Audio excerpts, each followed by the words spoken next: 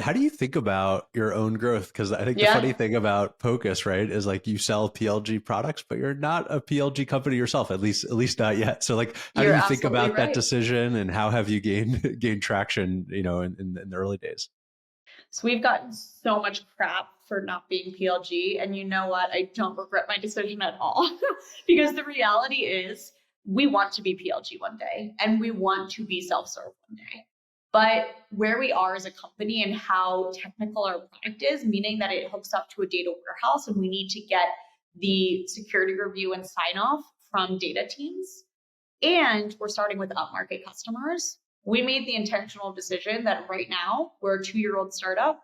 We need to be so hyper focused on very specific ICP and focus on really what they need before actually going down market and building where that is where the PLG product will come into play. I'll also say that in this new category, we do spend a lot of time kind of advising our customers with services on how to best run a product-led sales motion.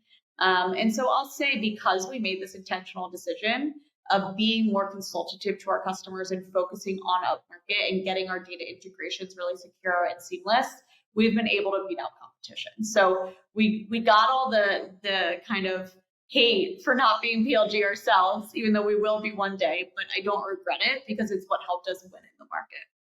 No, I think it's super smart. And like, Doc, when I started the company, I was like, I want to be PLG. I just want to make money while I'm sitting on the couch watching TV. I don't want a big SMB sales team. And, we've got flipped back and forth between like, signing up on the website. I think right now, if you look, it's just scheduled demo and then we'll flip back to PLG. Because the problem is though, it's just, and the product is super involved in the sale, regardless of whether you talk to us first or the product is your first experience. But as we've been fiddling and changing so much within in the product, it just introduces this other variable, this other first impression from the end user. And like when there was moments where it's like, oh God, we have a lot to improve in the product, I would turn off kind of, the free trial side of things because I wanted to be able to explain away the things that we needed to improve and be able to have a conversation with folks. So yeah, it's something we've been experimenting a lot with, and it's not easy to get right, especially when you're still figuring out like, okay, what is the core product supposed to be? I'll also say I do think PLG and product led sales is a spectrum. And I think there's very self serve, like you think of Slack at one extreme, and you think of, Salesforce as the other extreme. There are in betweens.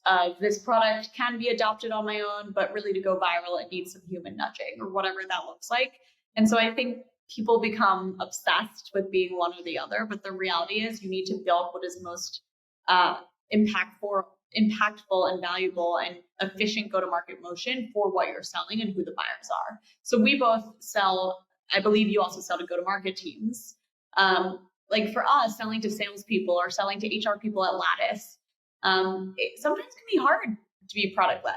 And the reason being, those types of personas love talking to people. But again, if you're selling to a PM, they probably are going to want to hack it together by reading documentation on their own. So it really depends on all your ICP as well. Yeah, at Lattice, me and Jack would always debate. I always wanted to make it a PLG product, especially like the one-on-one tool. I was like, okay, managers could adopt and Yeah. things, but we never made it like that. And Jack was right. Jack was steadfast in saying, okay, this is a performance management program. It is a tops down implementation. No employee is going to sign up for Lattice and be like, I want to run a performance review by myself. It's like it is a company wide initiative, and that allowed us to, accelerate our sales velocity and get bigger deals and stuff. And Yeah. yeah, Jack, you were right if you're listening to this.